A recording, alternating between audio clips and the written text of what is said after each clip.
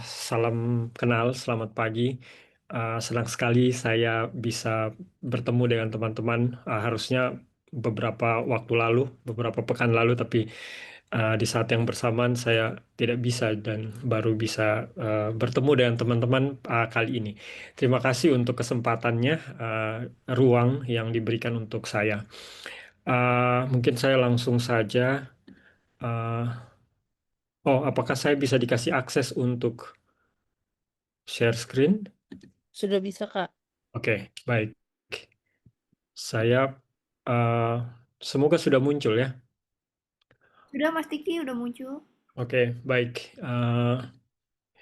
Jadi saya mau bicara mungkin berangkat dari project riset dan kerja kreatif yang saya lakukan di Lakotku Jawas namanya Menahat VU.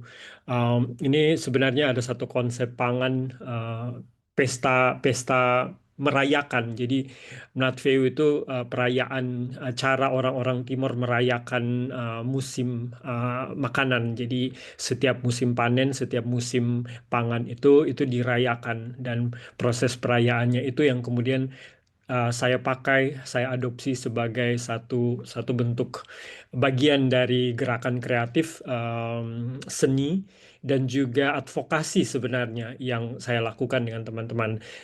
Tadi Mbak Karuna juga sudah sempat mention saya seorang penulis, saya menulis sastra, saya menulis cerita pendek dan juga belakangan dengan komunitas di Lakotku Jawa sebanyak mengadvokasi atau kampanye atau melakukan yang paling penting sebenarnya adalah kerja-kerja arsip, riset dan pengarsipan pengetahuan lokal seperti itu.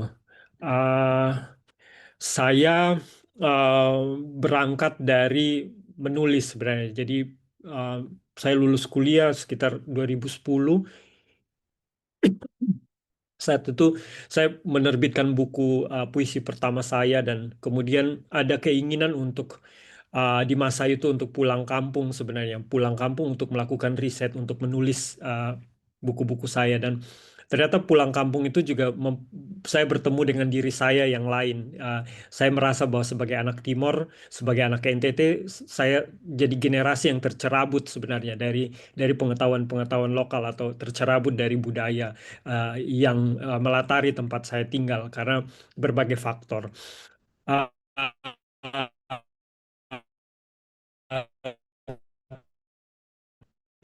tapi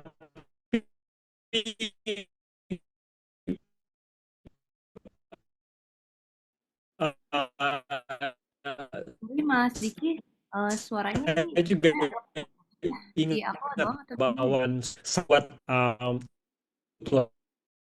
bercerita story saya imajinasi. Halo. Halo Mas Diki, sorry ini suaranya di kita agak putus-putus Mas. Dan ternyata ada juga di teman-teman yang putus-putus gitu. Oke, ini saya lagi di Jakarta, internet di hotel saya juga tidak tahu apakah internet di sini yang uh, bermasalah, tapi Oh, coba saya. Hmm, udah enggak sih Mas, udah balik lagi. Tadi sempat. oke. Oke, boleh dilanjut Mas Diki. Baik, baik. Terima kasih. Baik, saya menyinggung sedikit soal ini ya. Jadi saya berangkat dari menulis proyek pribadi sebenarnya pulang kampung untuk menulis dan saya kemudian bertemu dengan diri saya dengan perasaan bahwa saya sebenarnya adalah bagian dari generasi yang tercerabut dari akar budaya dan identitas saya sebagai orang Timor atau sebagai orang NTT. Jadi uh, menulis itu kemudian membawa saya menemukan pengalaman-pengalaman, ingatan-ingatan terkait pengalaman masa kecil bahwa oh ternyata sekalipun saya tercerabut dari akar budaya itu sendiri, tapi saya juga masih diberi apa ya berkah yang lain bahwa kami tumbuh dalam lingkungan sosial sebagai uh, bagian dari masyarakat yang suka bertutur. Tradisi tutur itu kuat dan tradisi tutur itu yang kemudian membawa saya menulis kembali ingatan-ingatan atau memori-memori masa kecil saya terkait dengan kampung, terkait dengan konsep-konsep ekologi, terkait dengan nilai-nilai, terkait dengan ritual. Saya banyak menulis cerita pendek terkait dengan itu, berangkat dari pengalaman atau ingatan-ingatan atau apa yang saya ingat dan saya dengar dari masa kecil, dan ternyata itu menjadi satu kekuatan tersendiri bagi saya ketika dewasa, dan uh, uh, proses pencarian kembali jati diri atau identitas itu kemudian menemukan kembali bahwa kami sebagai orang Timur punya tradisi tutur yang kuat, dan kemudian terhubung dengan banyak sekali narasi-narasi terkait dengan ekologi, terkait dengan hubungan dengan alam semesta dan sebagainya. Uh, Pada proses jalan pulang ini yang menurut saya menjadi penting. Saya pikir kalau kita bicara tentang apapun itu storytelling yang kita melakukan, berangkat dari pengalaman-pengalaman personal yang saya alami adalah menemukan kembali lingkungan tempat tinggal saya atau lingkungan sosial saya yang ternyata punya punya lapisan-lapisan persoalan. Tapi saya pikir ini bukan soal persoalannya, tapi ini juga yang kemudian membentuk siapa kita hari ini, atau juga membentuk kenapa kemudian gerakan-gerakan kembali ke kampung, gerakan-gerakan melihat kembali pangan lokal itu menjadi penting dan relevan. Saya pikir dalam konteks saya uh, ada situasi di mana kami sebagai orang Timur ada masa perasaan-perasaan inferior itu tumbuh. Saya pikir ini juga karena perjalanan panjang dari kolonialisme. Dan juga saya menemukan bahwa banyak sekali pengetahuan lokal itu ada di luar, disimpan di luar. Nah, ini kalau terkait dengan kerja-kerja storytelling, saya pikir apa yang kita lakukan, harus kita lakukan hari ini adalah melakukan itu kerja-kerja arsip dan dokumentasi. Karena yang saya kritisi adalah ketika saya pulang kampung, saya alami, saya ketemu orang-orang tua ketika saya mau wawancara untuk menulis cerita atau cerpen atau buku saya. Orang tua bilang, kami tidak mau diwawancara lagi karena sudah terlalu banyak orang yang datang wawancara dan pergi dan membawa pengetahuan itu dan simpan di kota-kota besar, simpan di museum, simpan di lembaga-lembaga penelitian, simpan di ruang-ruang arsip dan seterusnya, atau media-media yang datang syuting, bikin konten, tapi konten itu ya dinikmati oleh orang-orang di luar. Tapi komunitas lokal itu sendiri kemudian tidak mendapat keuntungan apa-apa, atau tidak mendapat pengetahuan itu dibalikan dan itu bisa disimpan untuk generasi selanjutnya. Jadi proses-proses itu yang kemudian membuat kita berjarak sebenarnya. Tentu saja dengan faktor-faktor lain, ketertinggalan akses pendidikan dan lain-lain. Itu yang membuat saya pikir perjalanan saya itu menjadi menarik. Bukan soal kontennya, kemudian kita mau angkat pengetahuan lokal, tradisi, dan hal-hal yang menarik dari kampung, tapi berangkat dari keresahan-keresahan ini yang membuat saya pikir kemudian kita punya cara bertutur yang kuat, atau kita juga punya landasan yang kuat, atau kita punya nilai yang kuat karena berangkat dari persoalan-persoalan konteks lokal itu, dan itu yang kemudian mau kita selesaikan atau mau kita jawab dari apapun yang mau kita bikin dalam entah kampanye, entah advokasi.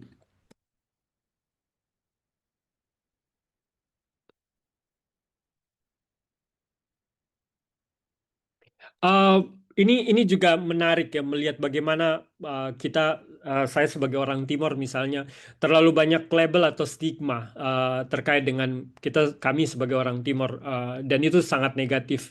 Tapi di sisi yang lain juga bahwa uh, hal-hal terkait eksploitasi itu juga terjadi dengan nyata, dan menurut saya ini yang kemudian bisa jadi satu satu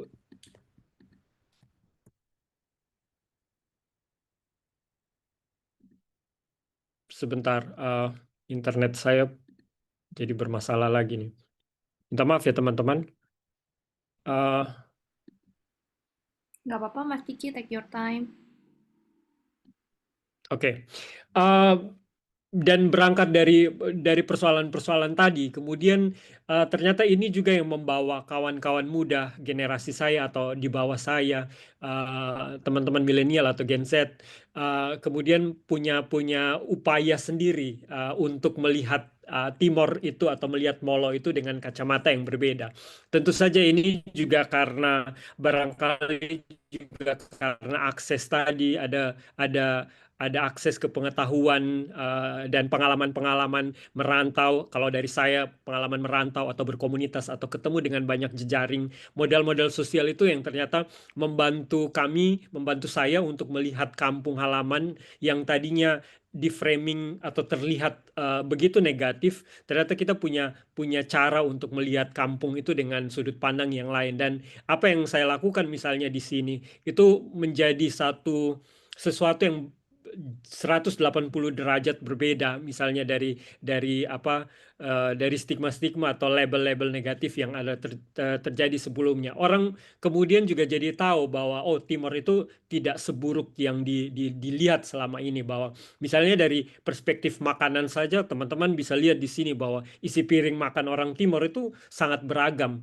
Tapi yang terjadi selama ini adalah ya itu tadi um, persoalan-persoalan struktural misalnya yang membuat kita melihat bahwa kenapa sih makanan kita menjadi sangat seragam dari Sabang sampai Merauke hanya makan nasi, dan isi piring makan kita juga menjadi sangat seragam.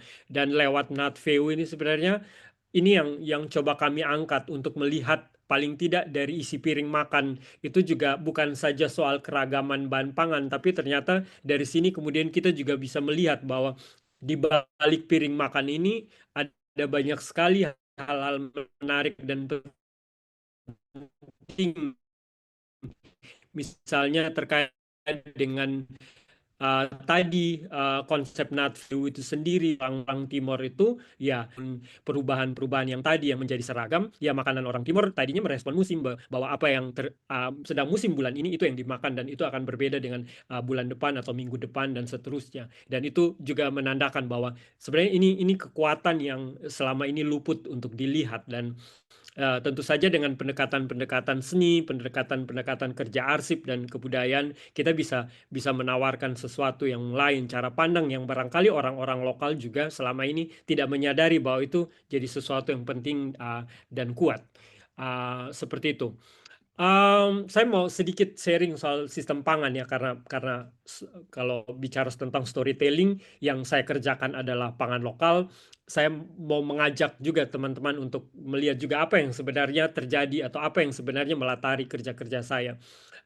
Sebenarnya berangkat juga dari bahwa komunitas lokal itu punya nilai yang kuat sebagai misalnya melihat alam, sistem ekologi itu sebagai bagian dari sumber pangan itu sendiri.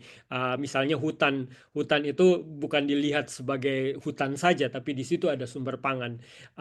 Atau misalnya kalau kita berbicara tentang gastronomi, tentu saja kita tidak bicara makanan yang enak atau tidak enak, tapi ada konsep-konsep misalnya bahwa kami punya sistem marga yang berkaitan dengan sistem pangan. Jadi setiap marga itu uh, uh, ada simbol-simbol pangannya. Jadi marga A itu terkait dengan ubi ungu misalnya, atau marga B terkait dengan kacang-kacangan, marga C dengan madu dan seterusnya. Jadi uh, menarik sekali melihat bagaimana manusia di Timor atau di Molo itu kemudian bisa bisa melihat dirinya itu uh, relate dengan tanaman pangan atau relate dengan alam, ataupun sebaliknya mereka melihat alam itu relate dengan diri mereka, sehingga makanan dan manusia itu jadi sangat sangat personal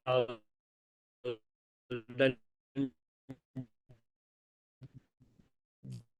jadi sangat sesuatu yang sangat itu yang mempengaruhi pola diet dan pola konsumsi masyarakat sebelumnya. Kemudian itu berubah ketika banyak label-label masuk atau program-program pemerintah misalnya masuk, dan itu mengubah banyak hal. Paling tidak misalnya contohnya kalau di gambar bagian kanan itu rumah tradisional ini adalah tempat menyimpan makanan, lumbung pangan. Tapi ini di stigma atau di framing sebagai rumah orang miskin, sehingga harus diganti menjadi rumah tembok sebagai standar kesejahteraan. Dan ketika rumah ini diganti, ya kemudian sistem pangannya juga berubah, karena rumah ini bukan tempat tinggal saja, tapi rumah ini juga jadi lumbung, sistem untuk menyimpan makanan, pengawetan makanan, teknik-teknik fermentasi, pengasapan, pengeringan makanan, semua ada di dalam rumah ini. Tapi ketika itu diubah karena standar modernitas itu harus rumah tembok dan lain-lain, maka itu kemudian menghilangkan sistem pangan itu sendiri dan kemudian akan menjadi akar masalah. Barangkali hari ini apa yang terjadi dengan Timor soal krisis pangan, soal stunting, soal malnutrisi dan lain-lain, saya pikir itu juga ada hubungan dengan bagaimana pola-pola itu berubah karena sistem juga berubah. Saya mau singgung sedikit soal ini, menjadi cerita yang menarik dan saya selalu cerita soal bagaimana perempuan di Timor, khususnya di Molo, dan ada hubungan dengan manajemen pangan, jadi matematika pangannya, sistem pengaturan makanan. Jadi ini adalah ikatan jagung. Jadi ikatan-ikatan jagung itu teman-teman ada hitungannya. Jadi misalnya satu ikat jagung itu ada 8 bulir, ada 8 bulir. Nah, 8 bulir. Kemudian ada juga namanya satu tali. Satu tali itu artinya 2 kali 8. Jadi dua ikatan itu digabung menjadi satu, itu menjadi satu tali. Artinya ada 16 bulir. Kemudian dari 16 bulir itu digabung lagi itu menjadi satu suku. Satu suku itu artinya ada 32 bulir. Dan seterusnya sampai kemudian paling tinggi itu hitungannya adalah satu kuda. Kalau satu kuda itu terdiri dari 20 ikat atau 10 tali atau 160 bulir.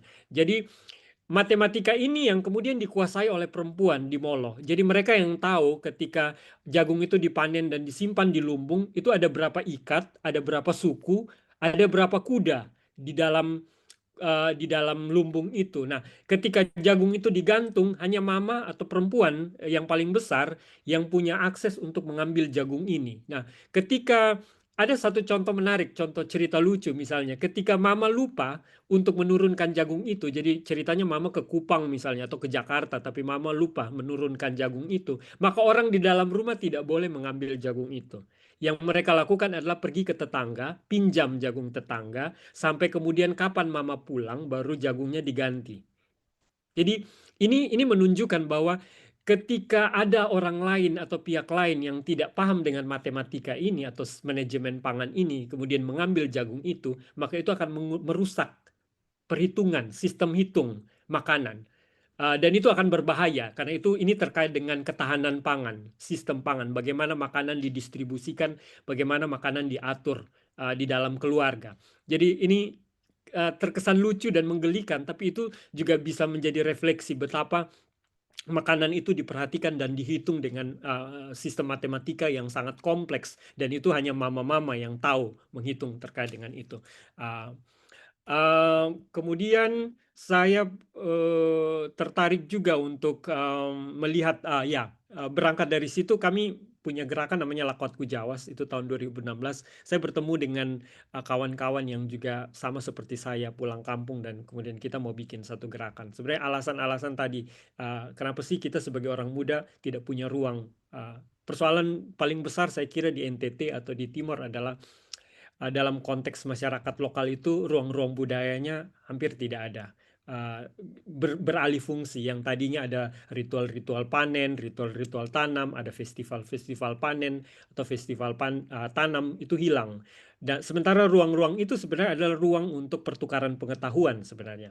Orang bisa duduk bersama, bisa tanam jagung bersama, bisa menari bersama, tapi bukan tanam jagung dan menari saja, tapi di situ biasanya nanti kemudian ada internalisasi pengetahuan dari yang tua bisa bertutur sehingga yang muda bisa mendengar dan kemudian bisa mengamalkan tutur-tutur itu. Jadi ada proses transfer pengetahuan. Tapi ketika ruang-ruang itu tidak ada, ruang-ruang itu hilang ya. Pengetahuan itu tidak terdistribusikan sehingga generasi muda kemudian seperti yang tadi saya bilang di awal, kami kemudian jadi bingung nih siapa kami dan seterusnya. Nah, itu yang kami lakukan di Lakuatku Jawas. Jadi kerja-kerjanya sebenarnya adalah paling banyak adalah riset. Kami riset. Karena menurut saya kalau storytelling apapun itu sebenarnya yang paling penting sebenarnya data, riset, arsip, dokumentasi dan kelemahan-kelemahan kita di dalam komunitas-komunitas, terutama di perkampungan, di kampung, desa, atau konteks masyarakat adat, ruang-ruang itu yang tidak ada. Bisa jadi faktornya adalah karena kita masyarakat bertutur, sehingga tidak ada banyak ruang untuk mengarsip pengetahuan itu. Sementara hari ini transformasinya adalah generasi hari ini juga sudah ada medium-medium yang lain, ada buku, ada tulisan, ada film, ada video, dan lain-lain. Sehingga data data menjadi penting dan relevan. Apalagi bahwa kita punya isu bahwa distribusi data itu juga dikuasai oleh sebagian orang. Misalnya orang-orang datang penelitian, televisi-televisi datang ke kampung-kampung, merekam-rekam dan segala macam, tapi pengetahuan itu kemudian tidak dikembalikan ke komunitas. Nah, yang kami lakukan di awal adalah komunitas yang harus mencatat. Jadi ini juga semacam satu, kalau bicara tentang kerja-kerja pengarsipan atau storytelling ya, kita punya kedaulatan, kita punya kemandirian untuk menentukan narasi tentang kita. Nah, kadang-kadang yang jadi persoalan menurut saya adalah narasi narasi tentang kita atau narasi tentang budaya kita itu justru di framing atau disetir oleh orang lain. Jadi itu juga jadi berbahaya ketika itu salah dinarasikan, itu kemudian jadi stigma atau label karena orang melihat bahwa orang-orang Timor malas misalnya, padahal bukan soal malasnya, tapi karena sistem adatnya kerja kebun itu ada 6 kerja itu dia dikasih ke alam biar itu jadi makanan. uh, oh ini kayaknya internet saya yang tidak stabil, internet di hotel. Makanannya jadi tidak apa maksudnya bahwa alam untuk tikus bisa makan, belalang, burung-burung bisa makan dari alam juga, bukan hanya soal manusia. Tapi kemudian itu bisa dilihat bahwa orang malas ngapain 1 tahun cuma tanam 6 bulan, 1 tahun kan bisa tanam 3 kali, 4 kali. Itu kemudian jadi cara pandang yang berbeda. Nah, yang seperti yang tadi saya bilang bahwa kerja-kerja arsip itu kemudian kita bisa menarasikan siapa kita, siapa budaya, seperti apa budaya kita, dan itu yang menurut saya penting karena hari-hari ini kita seperti perang narasi ya. Narasi itu dikuasai misalnya oleh yang punya modal, atau narasi itu dikuasai oleh yang punya pengetahuan, narasi itu dikuasai oleh orang yang punya alat, tools. Dan sayangnya kemudian jadi ketimpangan karena kita kemudian mengontrol atau mengambil alih narasi yang orang-orang lain tidak punya. Dan dalam konteks kami sebagai orang Molo, ya kami sebagai orang Molo yang tahu tentang Molo, ya kami yang harus menarasikan itu, bukan orang lain. Itu berangkat dari situ kemudian Lakot Kujaus lahir. Seperti yang saya bilang tadi bahwa sebenarnya penting adalah aktivasi ruang. Kalau kita mau bicara apapun, sebenarnya berangkatnya dari ruang. Karena dalam konteks di NTT dan di Timur, ruang-ruang ini punya sekolah budaya.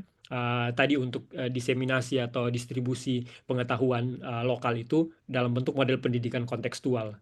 Seperti itu. Kami juga punya tur gastronomi. Sebenarnya ini juga bagian dari, bukan soal ekonomi kreatif atau social enterprise atau entrepreneurship-nya yang diangkat, tapi juga bahwa warga dilibatkan untuk jadi penutur atas budayanya, penutur atas makanannya. Mereka yang memasak, mereka yang menutur, mereka yang bercerita tentang makanannya, mereka yang bercerita tentang budayanya. Seperti itu. Dan itu dibikin dalam bentuk tur gastronomi ataupun Lepangan. Lepangan ini juga itu juga menjadi ruang tersendiri yang menurut saya penting ketika berbicara pangan lokal. Warga juga punya ruang untuk bagaimana mereka merespon tanaman pangan. Atau misalnya hal yang menarik menurut saya, uh, kita bicara pangan lokal, kita tidak bicara resep resep tradisi atau resep yang diwariskan dari leluhur dulu, tapi kemudian anak-anak generasi sekarang di Lakwat misalnya, yang anak-anak Gen Z misalnya, mereka diberi ruang di Food Lab ini untuk, ya sudah, kamu boleh mencari resep baru dari Pinterest atau mencari resep baru dari YouTube, bal misalnya, atau cara bikin di Afrika misalnya. Jadi bahan baku lokal, tapi kawan-kawan juga punya ruang juga untuk eksperimen dan inovasi untuk merespon bahan pangan lokal itu tidak melulu soal resep lokalnya, tapi bisa ada penciptaan-penciptaan resep-resep baru misalnya untuk kemudian ada ruang di mana mereka bisa bercerita tentang konteks hari ini. Karena saya percaya bahwa budaya itu berkembang, budaya itu selalu meluas, selalu berubah, sehingga narasi-narasi tentang Timor misalnya barangkali juga ada ruang-ruang itu. Sehingga generasi baru, Gen Z di Lakwat juga, kalau teman-teman melihat media sosial kami, ada beberapa Gen Z misalnya Felicia atau Colin dan lain-lain, mereka juga punya ruang untuk bercerita tentang Molo dalam perspektif mereka hari ini. Mereka bisa bercerita terkait dengan isu-isu sosial yang ada, tapi dari kacamata mereka sebagai generasi Gen Z misalnya. Itu memungkinkan untuk terjadi. Dampak-dampak tentu saja kalau kerja-kerja yang kami lakukan ya dampaknya adalah konservasi paling penting sebenarnya. Kembali ke pengetahuan awal yang dulu hilang bahwa sebenarnya kita sebagai orang Molo atau sebagai orang Timor punya tanggung jawab untuk merawat lingkungan. Dan lewat kerja-kerja arsip, pengetahuan, storytelling atau juga apa namanya konten-konten yang dibikin oleh kawan-kawan pada akhirnya juga mengembalikan ingatan-ingatan kolektif di kampung bahwa masyarakat kemudian punya kesadaran lagi untuk merawat mata air, masyarakat punya kesadaran kesadaran lagi untuk merawat hutan karena hutan masih dilihat sebagai sumber pangan dan seterusnya.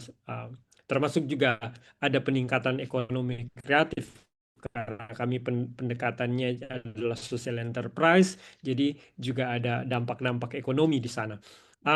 Yang lain saya pikir adalah um, soal mental ya, soal sesuatu yang tadi karena kita punya persoalan identitas. Kerja-kerja kreatif lewat seni dan budaya seperti ini juga pada akhirnya menguatkan kembali identitas atau meretas perasaan-perasaan inferior yang tadinya muncul.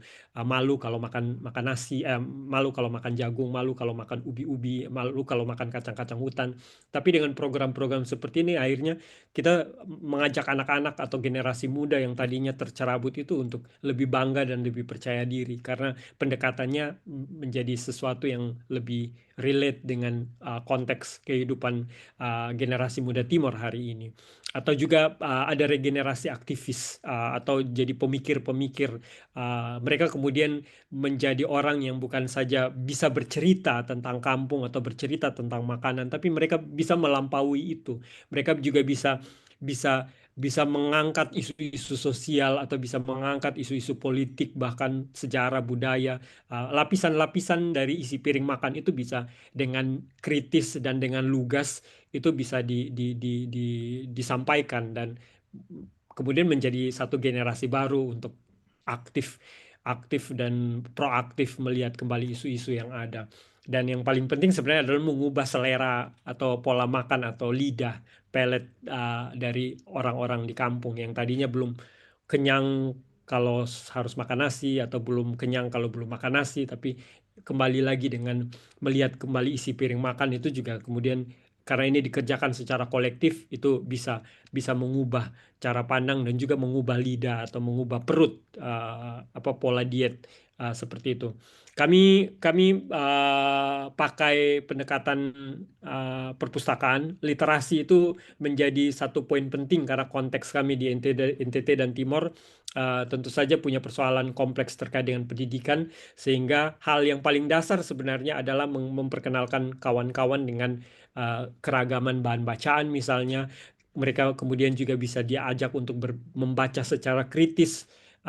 Dan itu menurut saya penting dalam kerja-kerja terkait dengan storytelling atau apapun itu yang mau kita lakukan karena balik lagi tadi pentingnya data tapi kemudian kalau data itu ada tapi kalau data itu tidak bisa dibaca atau narasi itu tidak bisa dibaca secara kritis bisa dibaca secara mendalam maka menurut saya literasi menjadi sesuatu hal yang sangat fundamental dan penting dalam gerakan-gerakan komunitas terutama terkait dengan bagaimana menarasikan diri dan komunitas. Kami juga mengembangkan metode menulis kreatif. Menulis kreatif itu sebagai bagian dari bukan saja tadi memperkuat diri kawan-kawan untuk bisa bertutur atau bercerita lewat tulisan, tapi mereka juga bisa diajak juga untuk terlibat meneliti atau mengarsip atau melakukan riset terkait dengan pengetahuan lokal dan itu dilakukan oleh remaja-remaja. Jadi kami punya beberapa kelas menulis, sejauh ini sudah angkatan kelima, sudah lebih dari 50 sampai 60 anak-anak yang mengakses kelas ini, dan mereka sudah menerbitkan hampir 12 atau 13 judul buku, buku puisi, buku resep makanan, buku cerpen, buku sejarah kampung, buku foto, zin, dan seterusnya. Jadi mereka dilibatkan sejak awal tadi dari proses membaca, kemudian mereka menulis, dan kemudian mereka melakukan riset. Jadi step by stepnya itu menurut saya penting, dan itu yang kami lakukan bersama dengan anak-anak di sana. Dan step-step selanjutnya setelah mereka membaca, mereka menulis dan meneliti, riset-riset yang ditemukan itu yang kami kembangkan jadi model pendidikan kontekstual. Jadi dibikin dalam bentuk kurikulum, kurikulum pendidikan. Karena saya pikir ini juga menjadi fondasi yang penting ya. Kalau kita mau bercerita tentang kampung kita ya, kita juga perlu untuk mendistribusikan pengetahuan itu secara merata sehingga semua orang punya kesempatan untuk bercerita, semua orang punya kesempatan untuk bertutur di situ, mengambil peran di situ sebagai penutur, dan itu bisa dilakukan lewat metode pendidikan alternatif. Pendidikan ini bukan soal usia sekolah. Bapak mama juga ikut dalam sekolah budaya ini. Anak-anak juga ikut, perempuan juga ikut, yang tua dan muda semua terlibat dalam proses ini. Yang penting adalah bahwa ada pertukaran pengetahuan, ada pertukaran perspektif juga bagi semua anggota di dalam komunitas. Jadi kami mengundang, misalnya di dalam foto ini kami mengundang ada Mama Lodia di sini, Mama Ludia, Mama Anaci. Tiga mama ini adalah, misalnya mereka adalah penenun. Jadi kami bikin kelas membaca tenun. Jadi mereka bercerita tentang motif-motif tenun. Tapi itu kita anggap sebagai buku. Kain tenun itu dianggap sebagai buku. Kita membaca buku. Kita membaca kain tenun. Karena ada motif-motif di situ yang bisa bercerita maknanya apa dan relevansinya dengan situasi hari ini seperti apa. Dan itu yang kami bikin. Saya cepat saja, ya ini yang tadi saya bilang kelas membaca tenun. Jadi mengajak penenun-penenun senior untuk membacakan motif-motif tenun itu ke anak-anak, dan kemudian misalnya kayak di gambar ini Desi dan siapa Iren, mereka bikin motif-motif baru dari tenun. Jadi mereka juga ini storytelling juga, bagian dari storytelling, tapi mereka storytellingnya lewat motif tenun. Jadi remaja-remaja ini kami ajak untuk mereka melihat lagi dunia dan situasi hari ini, melihat Molo hari ini, dan kemudian mereka bikin motif-motif baru dari pembacaan mereka tentang ini. Jadi mereka bercerita, membangun narasi baru lewat bikin motif baru. Ini misalnya motif pohon, pohon lakoat dan pohon kujawas yang dibikin oleh Desi. Itu juga kemudian dia bisa bercerita tadi sebagai generasi Molo di tahun 2025, dia mau bercerita apa tentang kampungnya. Jadi kemudian kita bisa melihat bahwa motif tenun itu kemudian bisa berkembang. Karena saya percaya bahwa dulu motif tenun itu juga lahir dari cara nenek moyang kita melihat lingkungan, melihat ekologi, melihat alam. Dan hari ini juga kita juga memberikan kesempatan kepada Gen Z ini juga untuk menenun dan menenun motif yang relevan dengan apa yang mereka baca dari situasi alam dan situasi sosial hari ini. Seperti itu. Itu pendekatan, kalau bicara storytelling, itu pendekatan yang kami pakai. Kami juga punya kelas membaca langit. Itu mengundang orang tua untuk bercerita soal musim. Jadi cara melihat, oh kalau ini kapan musim tanam, kita harus dengar misalnya kayak petir 4 kali, hujan besar dari 4 penjuru mata angin, maka itu waktunya orang Molo untuk menanam jagung misalnya. Kalau pohon kosambi berbunga, itu artinya kita sudah saatnya menanam apa. Jadi membaca tanda alam, membaca tanda-tanda yang diberikan oleh langit, oleh matahari, oleh bulan, oleh bintang, dan seterusnya itu dibaca dalam bentuk kelas praktik-praktik yang kami lakukan. Kami juga bikin kelas membaca tanah, jadi mengundang orang tua untuk berbicara konsep tanah bagi orang Molo itu seperti apa. Atau membaca rumah, konsep rumah atau lumbung bagi orang Molo itu seperti apa. Tiang-tiang dalam rumah itu maknanya apa. Kenapa jagung disimpan di atas? Kenapa benih jagung itu disimpan paling puncak dari piramida atau bentuk rumah bulat ini? Kenapa makanan yang digantung itu menandakan kedaulatan, menandakan ketahanan pangan itu sendiri. Jadi kalau jagung itu sudah hilang, misalnya ini jagung yang digantung nih di atas bapak-bapak yang duduk sama mama yang duduk ini. Kalau jagung ini masih ada, itu berarti sistem pangannya masih aman. Tapi kalau jagung ini tiba-tiba hilang, itu berarti kelaparan sudah terjadi. Jadi cara membaca membaca situasi-situasi sosial seperti ini yang ya itu storytelling yang itu bagian dari kehidupan kami di komunitas. Dan kalau itu ruang-ruang seperti ini tidak ada, ya pengetahuan ini akan hilang bersamaan dengan meninggalnya sesepuh-sesepuh seperti ini. Ini kami punya food lab yang saya bilang tadi, ini jadi ruang bukan saja memasak, tapi kawan-kawan jadi ruang untuk bercerita, ruang untuk bertutur. Karena balik lagi kami sebagai orang Molo, kekuatan kami adalah bertutur, bercerita. Uh, Kami memberi ruang mereka untuk menulis, menggambar, mengekspresikan dalam bentuk seni yang lain, tapi bertutur itu jadi harus tidak boleh hilang justru karena itu bagian dari keseharian, bagian dari tradisi yang kami hidupi. Ini food lab kami, kemudian kami punya kelas fermentasi juga, mengajak kawan-kawan yang lain untuk datang. Jadi ini proses tadi mereka ada ruang di mana kelas fermentasi ini sebenarnya kawan-kawan yang memimpin kelas ini yang kemudian akan bertutur. Mereka yang akan melakukan storytelling itu ke tamu-tamu yang datang ikut ke kelas fermentasi. Reproduksi pengetahuan menurut saya ini jadi kekuatan kami di Lakwatku Jawas. Misalnya ini kami buku menulis buku puisi tentang hantu-hantu. Jadi kami mengajak anak-anak untuk menulis kembali uh, hantu-hantu lokal apa yang ada di Molo, dan itu mereka menulis tapi dalam bentuk puisi. Kemudian kami menulis cerpen yang bertema pohon, kami menulis cerpen yang bertema dongeng masa kecil, kami menulis sejarah kampung, kami menulis kumpulan dongeng yang terkait dengan fabel atau cerita-cerita tentang hewan. Kami menulis buku puisi tentang yang bertema batu, dan seterusnya, atau buku foto tentang kampung. Jadi anak-anak dikasih kamera. Jadi buku buku yang di pojok kiri bawah ini, anak di antara hutan, mata air dan batu. Anak-anak kami kasih pinjam kamera, kamera pocket biasa. Mereka pulang dan mereka mau motret apapun di kebun, di hutan, di lingkungan tempat mereka tinggal. Dan kemudian foto itu mereka bawa kembali ke komunitas dan kami ajak mereka untuk bercerita. Dan dari buku foto ini kemudian anak-anak kemudian hanya gara-gara kamera foto ini mereka baru sadar bahwa ternyata di mata air mereka sudah ada banyak sampah. Tadinya mereka secara langsung melihat sampah biasa saja. Oh ya sudah, ada sampah di mata air ya sudah. Tapi ketika kami bikin workshop ini, ketika mereka dipinjamkan kamera, ternyata perlu mata yang lain, mata kamera. Mereka ketika memotret itu dan ada hasilnya, mereka baru sadar bahwa ternyata di dalam gambar, di foto itu, ternyata mata air kita kotor ya, ternyata mata air kita ada banyak sampah. Nah, ini juga menurut saya pendekatan yang menarik dan penting. Bagaimana ketika multimedia itu dipakai, anak-anak juga punya ruang untuk melihat atau membaca kehidupan mereka itu dari perspektif yang lain, dan kemudian itu membangun kesadaran. Itu satu contoh yang menarik. Dan juga yang terakhir ini buku cerpen dan resep. Jadi kami memadukan antara cerita pendek dan resep, antara sastra dan gastronomi. Jadi orang tidak hanya melihat makanan atau resepnya, cara bikin ini CI, cara bikin sambal luat, tapi kemudian ada cerita-cerita personal di balik CI dan cerita-cerita personal di balik sambal luat. Saya pikir itu juga metode storytelling yang kami lakukan untuk melihat piring makan itu dari keragaman perspektif dan lapisan-lapisan tadi yang saya bilang. Ada lapisan politik, lapisan sosial, sejarah, ekonomi, dan seterusnya. Dan itu justru dilakukan tanpa sadar. Jadi kawan-kawan jadi seni itu kadang juga menarik. Ya. Seni itu kemudian dipakai sebagai medium yang orang kemudian tidak sadar bahwa dia sedang membicarakan sesuatu atau dia sedang menunjukkan sesuatu yang kemudian perlu kacamata lain untuk melihat itu.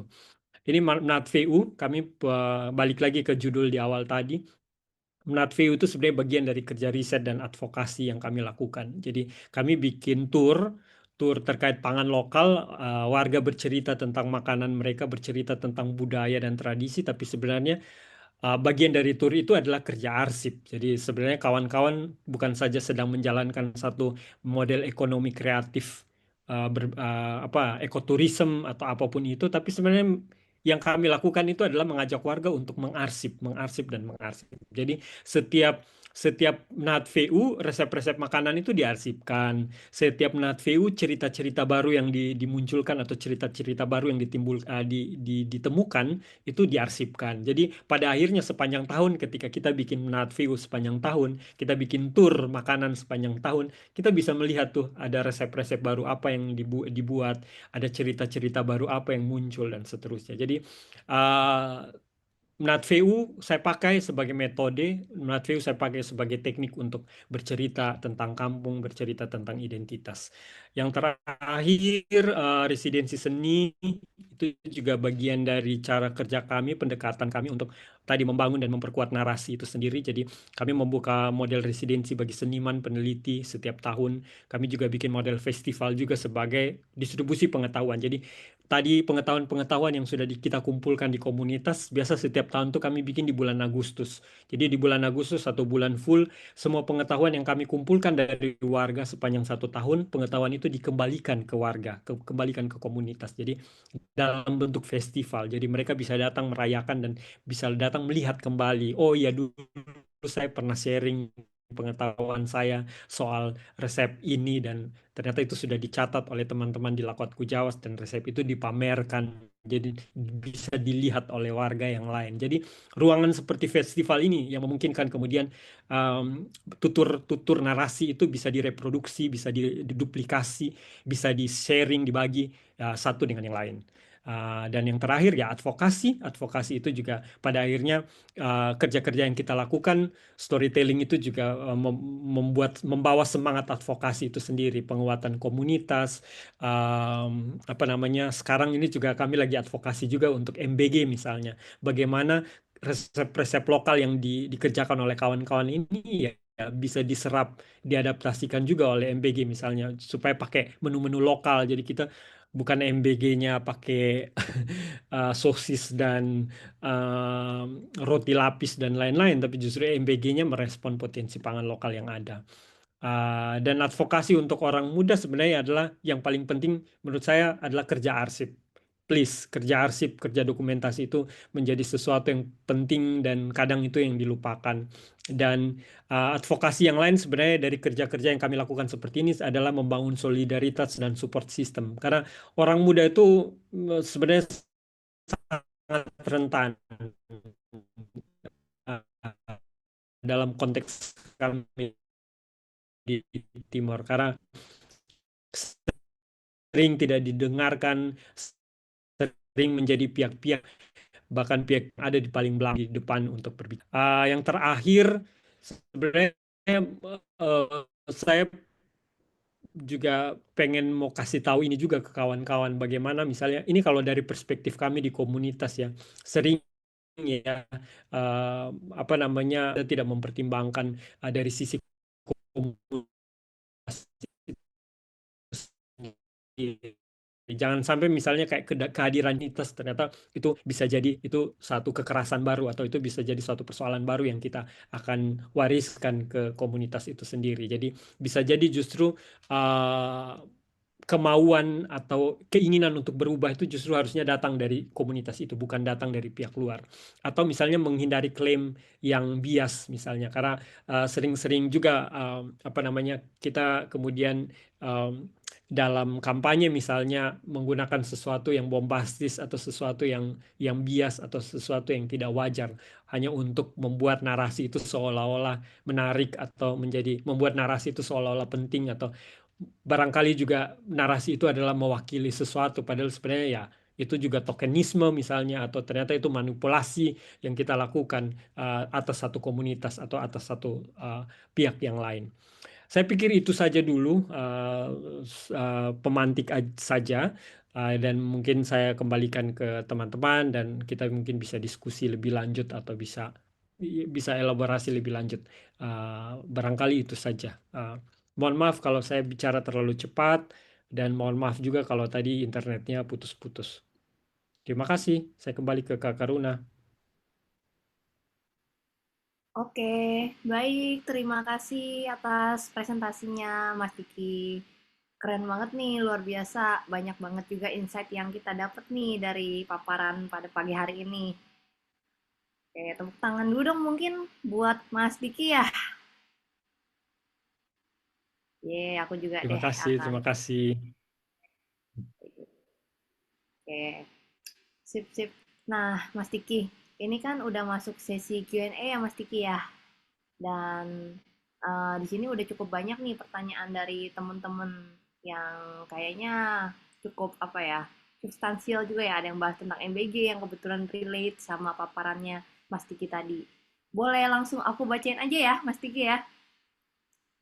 Boleh, boleh, boleh, boleh. Oke, yang pertama mungkin dari Mbak Kusnul nih.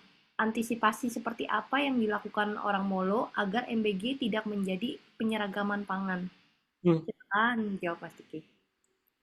Ya, ini juga jadi pembahasan kami berbulan-bulan terakhir di komunitas. Tapi saya cukup optimis ya karena gerakan yang kami lakukan Lakot Kujawas misalnya di Molo itu juga punya dampak. Kami sudah bergerak 10 tahun sebenarnya dengan kampanye dan advokasi terkait pangan lokal. Jadi kalau dibilang antisipasinya seperti apa, ya kami sudah mengantisipasi itu dari 10 tahun terakhir, 10 tahun lalu.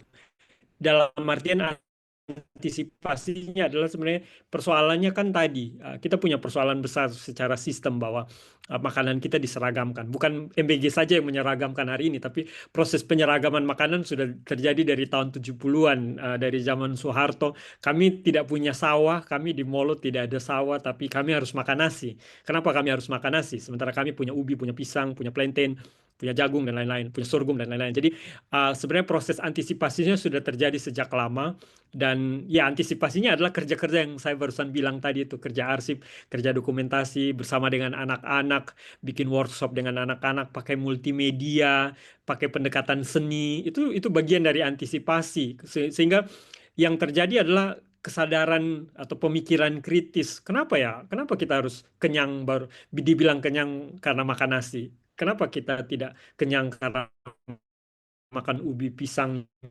jagung dan lain-lain? Tapi itu juga soal pembiasaan karena kita lahir sudah terjadi sehingga kita terjebak di situ. Tapi tawaran-tawaran yang dilakukan di komunitas sebenarnya itu uh, menurut saya itu antisipasinya bahwa ruang-ruang yang dibangun di komunitas itu sebenarnya yang dibutuhkan oleh kawan-kawan. Jadi saya berharap replikasi-replikasi atau ruang-ruang seperti Lakwat ini ya terjadi di banyak tempat di Molo sehingga antisipasinya adalah mereka kemudian jadi sadar dan jadi kritis dengan apa yang ada. Jadi seperti itu sih. Kami bahkan sudah antisipasinya dari 10 tahun lalu dengan kerja-kerja yang kami lakukan. Tapi ya kita melihat lagi ke depan karena ini sistemik ya Kak Husnul ya. Karena komunitas itu jumlahnya tidak sebanding dengan sistem kita kalau kita bicara dengan sistem dari atas kebijakan dari pusat dan lain-lain itu juga kadang jadi batu sandungan atau itu jadi kayak tembok yang kami harus tabrak juga tapi ya susah gampang tapi ya pelan-pelan kerja-kerja komunitas menurut saya juga punya hasil dan punya buah juga. Menarik banget tuh. Istilahnya apa ya? Setiap pendekatan kan pasti akan berbeda ya Mas Tiki. Dan tadi apa yang udah dilakukan sama teman-teman di Lakot Jawas nih kalau yang aku tangkep itu apa ya? Maksudnya lebih mengingatkan kita kembali kepada keutuhan kita ya sebetulnya, tapi dengan cara-cara yang dekat dari kehidupan kita sehari-hari. Makan, bersenang-senang, seni gitu kan ya yang kadang-kadang orang juga masih melihat itu sebagai ya semata kayak kebutuhan hidup aja, tapi ternyata dari paparannya Mas Diki aku melihat oh ternyata filosofis banget ya kegiatan-kegiatan yang tiap hari kita lakukan maknanya itu deep gitu loh dan itu ternyata bisa juga Betul, mengencourage kita untuk aware ada masalah apa sih kita di sistem kita sekarang gitu kan ya. betul. Oke, semoga untuk pertanyaan yang Mbak Husnul tadi udah terjawab ya Mbak Husnul. Nah, ini dilanjut nih, Mas Tiki. Banyak yang kepo nih sama Mas Tiki. Katanya kalau mau beli buku-bukunya itu di mana? Bisa di online shop atau gimana nih? Juga uh, jadi hal yang penting. Kami kalau buku-buku komunitas Lakoat itu kami cetak terbatas karena kami juga tidak punya banyak uang. Aduh, kami di Timur kalau cetak harus ke Jogja, Kak. Ke Jogja atau ke Jakarta cetaknya dan ongkos kirimnya juga.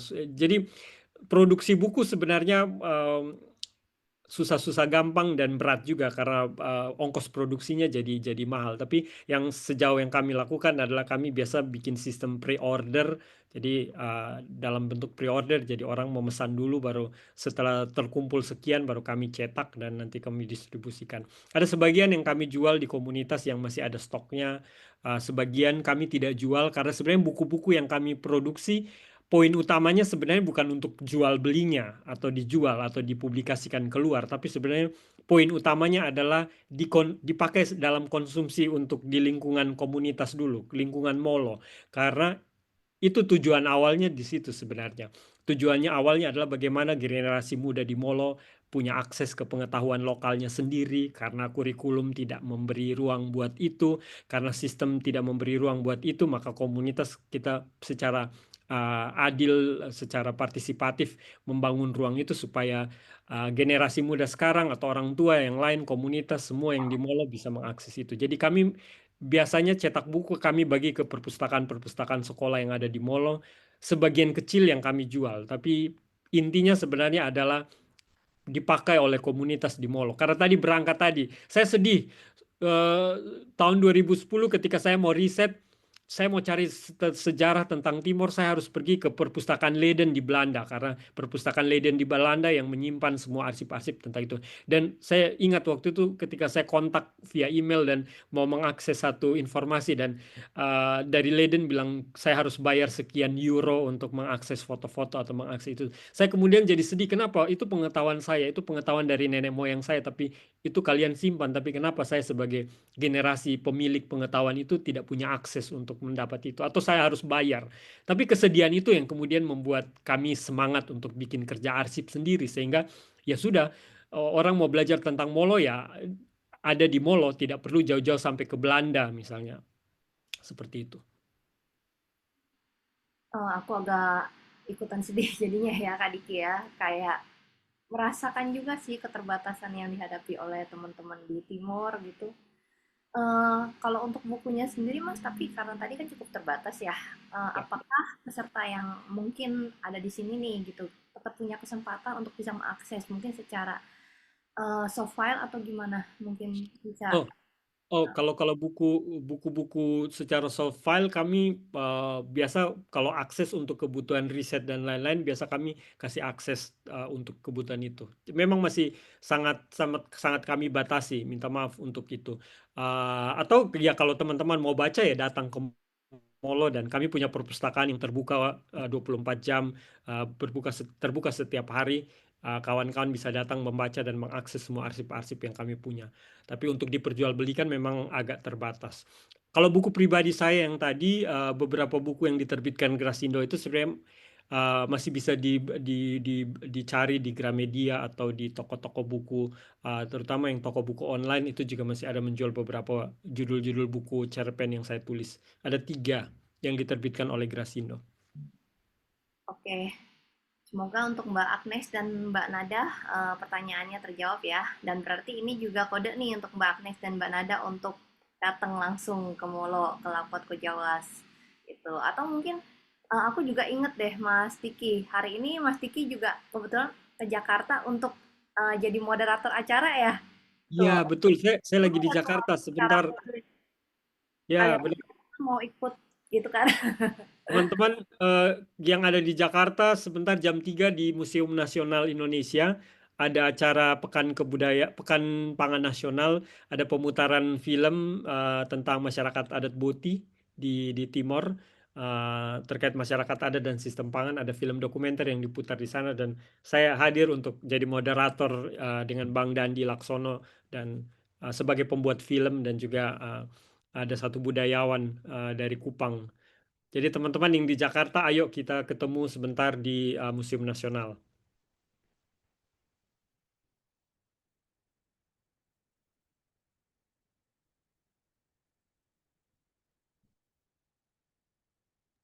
Kelihatannya Mbak Karuna Oh, Mbak Karuna kayaknya terlempar tentang keluar. boleh Mbak Nadia mungkin Mbak. Ada Oke, ada yang angkat tangan nih, Kak Alia ya Oh ada ya, yang Rosada. Boleh tangan. Boleh Kak kali ya. Alia, silakan. Iya, terima kasih banyak.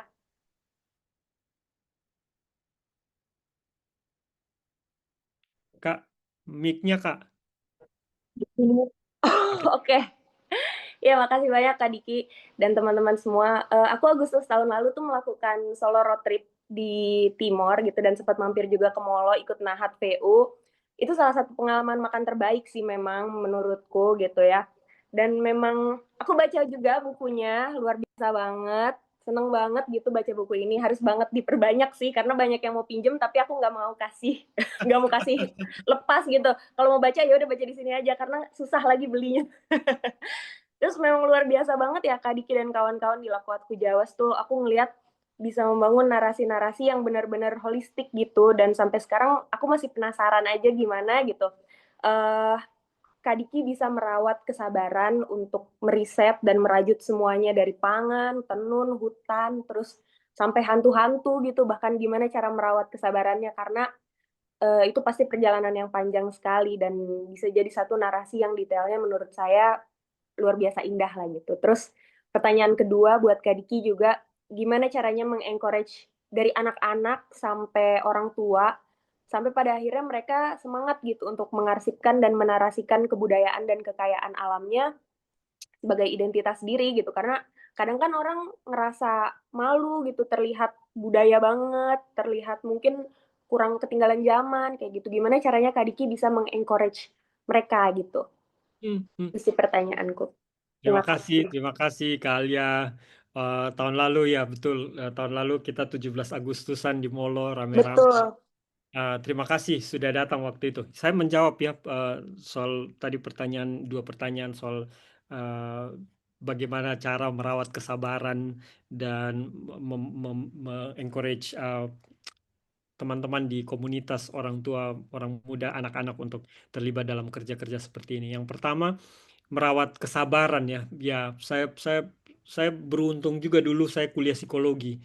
Itu hal, dan saya punya pengalaman cukup panjang sebelum saya pulang kampung. Saya dulu guru BK, saya dulu konselor pendidikan, saya konselor anak dan remaja. Dunia saya di awal-awal dari kuliah sampai bekerja itu berhubungan dengan konseling anak dan remaja, terhubung secara apa namanya psikologi, belajar soal itu dinamika komunitas dan lain, dan itu ternyata ilmu yang terpakai. Saya pikir setelah saya berhenti jadi guru dan pulang kampung, saya pikir saya akan meninggalkan itu. Ternyata tidak, ternyata itu justru jadi penyelamat, itu justru jadi penolong saya untuk berinteraksi dengan komunitas, sekalipun komunitas ini adalah kampung halaman saya sendiri, orang-orang yang saya kenal dari saya lahir sampai hari ini. Bapak mama yang terlibat di komunitas adalah juga saudara-saudara dan kerabat, tetangga, semua lingkungan yang tahu, kita saling tahu dari kecil. Tapi itu sebenarnya itu juga tidak menjamin juga kalau kemudian kita tidak pakai pendekatan yang benar, kita tidak pakai strategi yang benar, kita tidak pakai apa namanya cara-cara adaptasi, cara-cara baru. Karena saya pikir apa namanya manusia terus berkembang, zaman berubah, situasi sosial, politik dan lain-lain juga berkembang, sehingga pendekatan-pendekatan juga perlu cara yang baru. Sehingga bukan soal kesabaran menurut saya. Yang penting selain kesabaran adalah kreativitas, juga mungkin salah satu juga untuk bisa membaca situasi, bisa membaca dinamika, bisa memahami proses-proses yang ada, sehingga semua bisa ada di dalam rel atau ada di dalam koridor. Jadi tentu saja bukan berarti 10 tahun terakhir juga semua mulus-mulus saja, karena konflik juga terjadi, dinamika juga terjadi, orang masuk keluar juga terjadi, datang dan pergi, kekecewaan, trust issue itu juga hal yang saya temukan. Tapi bagaimana caranya kemudian itu bisa diselesaikan. Jadi kesabaran itu saya belajar banyak dari komunitas pekerjaan saya sebelumnya. Kesabaran yang lain barangkali juga karena saya pakai pendekatan budaya ya. Jadi pendekatan budaya itu ternyata tidak salah pilih. Saya tidak salah memilih pendekatan seni dan budaya. Karena waktu itu ya karena saya bekerja saya menulis, saya aktif di komunitas seni dan lain-lain, sehingga saya merasa ya dunia saya di situ. Barangkali ketika saya pakai itu sebagai cara dan alat untuk bikin gerakan, barangkali itu bisa. Ternyata itu it works. Jadi uh, pendekatan dengan anak-anak, dengan orang tua ya pendekatan lewat seni. Jadi sebenarnya bukan soal kesabarannya, tapi juga ada hal faktor-faktor lain yang mendukung kesabaran. Tadi pendidikan dan latar belakang saya dari sisi psikologi dan juga pendekatan seni yang dipakai. Jadi seni dan budaya kan sesuatu yang relate dengan semua orang, sesuatu yang jadi bahasa semua orang, sesuatu yang jadi identitas semua orang. Sehingga ketika itu dipakai sebagai strategi, misalnya Kak Alia, semua program-program di Lakwat itu kami pakai pendekatan lokal, pakai bahasa lokal, pakai istilah. Ada Mnatfeus, Koltamolok, Tapun Matatev, ada residensi seni Apinat Aklahat. Semua itu kan terminologi-terminologi lokal. Itu memang sengaja dipakai untuk tadi untuk pintu masuk. Jadi orang merasa itu bukan program, itu sesuatu yang jauh, itu sesuatu yang dekat. Itu adalah bagian dari kehidupan kami. Skolta Molok, Nahat VU, Tapun Matatev ya kami melakukan itu setiap hari. Barangkali tapi sudah hilang. Tapi jadi mereka relate, mereka merasa mereka bagian dari situ dan mereka juga sesuatu bagian dari apa yang dilakukan. Jadi bukan sesuatu yang jauh. Jadi kesabaran mungkin iya, tapi hal-hal yang lain juga ikut mendukung atau menuntun. Encourage anak muda, orang tua, saya pikir yang paling besar energi yang saya lakukan adalah kasih contoh. Karena kami di Timor itu sulit kalau hanya datang omong-omong. Sulit kalau hanya datang omong-omong. Jadi harus ada contoh. Jadi prototype itu, jadi di Lakwat itu saya banyak bikin prototype. Prototype itu sebenarnya untuk memberi contoh. Ini loh. Jadi ada fisiknya, ada bukti nyata. Jadi kita ngomong kadang itu sesuatu yang abstrak. Tapi kalau warga bapak mama sudah lihat bentuknya, oh ini loh kita bikin model kain tenunnya ya, saya harus datang dulu ke mama penenun. Saya bilang, mama kita bikin motif baru. Mereka bilang, ngapain bikin motif baru? Kita bikin motif yang sudah dari turun-temurun. Saya bilang, tidak. Kita bikin motif baru untuk kita cerita buat anak cucu kita besok. Bahwa tahun 2025 kita situasinya seperti ini. Kita ada hidup di masa kita pakai Android, kita pakai iPhone, kita ada di mana kita nonton Netflix, kita nonton YouTube, tapi kita juga bikin motif baru yang merespon situasi hari ini. Dan akhirnya mereka baru, tapi bagaimana caranya? Jadi akhirnya saya gambar motifnya. Saya gambar, saya bilang, mama bisa tidak mama bikin motif ini? Terus dia bikin, dia tenun, dan kemudian saya, oh ternyata ini yang dimaksud Kak Diki. Jadi ternyata harus ada prototype dulu, harus ada contoh dulu. Untuk itu, membangun kesadaran dan encourage orang untuk terlibat tidak susah, tidak gampang, dan itu butuh waktu. 10 tahun terakhir juga saya rasa kami tidak bikin banyak hal. Ini juga masih proses, karena ada banyak uji coba, trial and error, ada yang datang dan pergi, yang tadi saya bilang trust issue, orang kemudian juga, ya karena faktor banyak. Tapi pendekatan anak-anak itu juga jadi hal yang menarik, Kak Alia. Kami dan saya merasa saya tidak salah di situ juga, barangkali juga karena pengalaman dulu saya dunia konseling psikologi, bimbingan konseling dan anak-anak, sehingga ketika saya masuknya pintunya lewat anak-anak, ternyata itu mengubah orang dewasa. Jadi anak-anak itu jadi agent of change itu justru anak-anaknya. Kami bertumbuh bersama anak-anak, perubahan terjadi lewat anak-anak, terjadi pada diri anak-anak, dan kemudian orang tua melihat dan orang tua juga mau berubah karena anaknya sudah berubah. Jadi hal-hal seperti itu juga ternyata berpengaruh, pilihan-pilihan seperti itu. Terima kasih. Terima kasih banyak Kak Diki. Langsung dapat insight banyak banget nih. Ya, ya. Ada Kak, siapa nih? Kak Geril nih. Nah, ini teman-teman dari Ruteng nih. Silakan Kak Geril nih. Halo Bung Diki, selamat pagi. Halo, halo, selamat Ya, pagi. Salam. terima kasih energi baik pagi ini. Banyak inspirasi yang kita dapat. Kemudian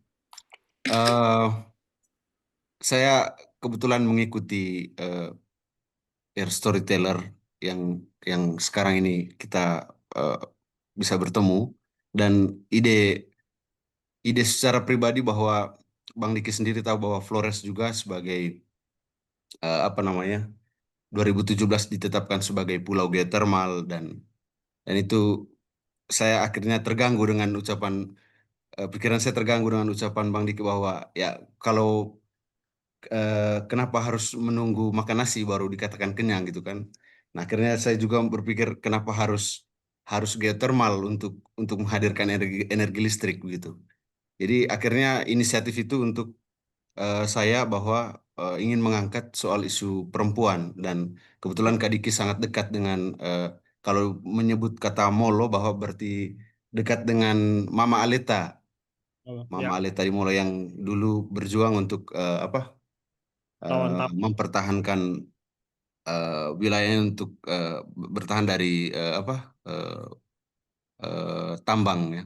Betul. Jadi Bung Diki mungkin bisa kebetulan Mama Aleta ini kan cerita tentang Mama Aleta ini kan sangat eh, dikenal oleh eh, kalangan aktivis, kemudian pegiat lingkungan dan lain-lain. Mungkin itu dan saya pikir itu hasil dari storyteller, ragam media, orang-orang yang bergeliat di isu lingkungan. Ini Hmm. mungkin Bung Diki bisa berbagi cerita soal eh, Mama Aleta yang berkaitan dengan storyteller ini, Bung Diki. Hmm. Karena saya jujur di proyek kali ini saya ingin angkat soal isu perempuan mama-mama di Pocoleok yang Hmm. kebetulan sekabupaten dengan kita, yang Hmm. saat ini memang berjuang untuk mempertahankan ruang hidupnya dari gempuran proyek geotermal gitu. Ya, Jadi baik. eh, bisa ceritakan sehingga barangkali ada ide baru untuk mengangkat soal perjuangan perempuan yang ada di wilayah adat yang mempertahankan, karena eh, ya kita orang Timur ini memang hampir persis sama kepercayaannya bahwa bumi atau tanah itu adalah ibu yang menghidupi eh, banyak hal, bahkan ketika itu diganggu tentu akan berpengaruh dengan perempuan. Jadi Hmm. eh, minta masukan cerita atau Hmm. eh, hal yang menginspirasi dari Mama Aleta di Molo, Bung Diki. Terima kasih. Sampai Hmm. ketemu di Ruteng. Sampai ketemu di Ruteng. Baik, baik. Terima kasih, terima kasih. Ya, saya teringat kemarin sore kami baru saja ada presentasi. Jadi Lakwat Kujawas bersama dengan Purple Code baru saja ada bikin riset terkait dengan teknologi perempuan dan lingkungan, dan kemudian mereka meneliti di Molo, meneliti bersama dengan kelompok mama-mama yang dulu berjuang melawan tambang. Salah satu yang menarik dalam diskusi kami kemarin itu adalah berbicara bagaimana ternyata teknologi alat tenun sebagai teknologi itu dulu dipakai oleh mama-mama untuk melawan, sebagai statement dan juga sebagai alat perjuangan. Jadi dulu tahun 2006 sekelompok mama-mama, sejumlah mama-mama menduduki areal tambang dan tambang marmer, dan mereka bawa alat tenun. Jadi bukan bawa senjata, polisi waktu itu bawa senjata, tentara, preman-preman bawa parang dan segala macam, tapi mama-mama hadir ke sana, mereka bawa alat tenun dan benang dan segala. Jadi mereka memintal, mereka menenun persis di sebelah mesin yang lagi potong-potong batu marmer.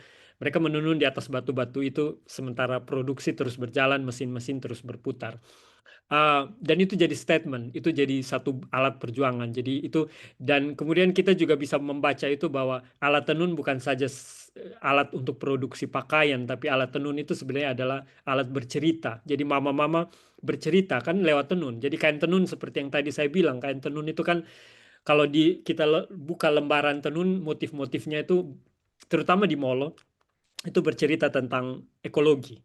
Jadi garis-garis putih itu mata air, garis-garis hijau dan kuning itu adalah hutan, kemudian ada apa bentuk apa belah ketupat itu adalah bentuk simbol kampung, nanti ada simbol burung itu adalah pemimpin dan seterusnya. Jadi sebenarnya di dalam kain tenun mama-mama itu sedang bercerita. Sehingga ketika tambang itu masuk, ya mereka melawannya dengan bercerita, dan berceritanya adalah mereka membawa alat-alat itu, alat tenun itu sebagai alat, sebagai statement, dan mereka menenun itu, dan itu powerful sekali. Mereka kemudian menang di pengadilan setelah 3 bulan menduduki areal tambang itu dan kantor bupati waktu itu, dan memenangi itu, sehingga apa peraturan daerah atau apa izin dari bupati itu kemudian ditangguhkan, dan perusahaannya pergi. Jadi nah, bicara tentang itu, saya ingat betul yang dilakukan oleh Mama Leta dan kawan-kawan pada saat itu. Saat itu saya sekitar usia SMA, adalah gerakannya kolektif. Jadi bapak-bapak waktu itu disuruh tinggal di rumah, jaga anak, jaga kebun, jaga babi, jaga kebun, yang turun berdemo itu adalah mama-mama. Tentu saja ini tidak terlepas dari konteks sejarah dan budaya. Bahwa di Molo itu artinya perempuan dari gunung. Jadi Molo itu sebenarnya adalah area yang itu simbolnya sangat feminin karena memang itu area yang dijaga oleh perempuan. Sementara laki-laki itu menjaga wilayah pesisir. Jadi wilayah Amanatun, Amanuban, Amfoang sampai Kabupaten Kupang sampai ke wilayah Oekusi, Ambenu, negara Timor Leste itu mereka laki-laki yang menjaga area pantai, area pesisir, sementara area gunung itu dijaga oleh perempuan. Sehingga ketika tambang masuk ya tidak mustahil kemudian perempuan yang berdiri paling depan karena memang secara sejarah dan budaya itu memang Molo artinya perempuan dari gunung.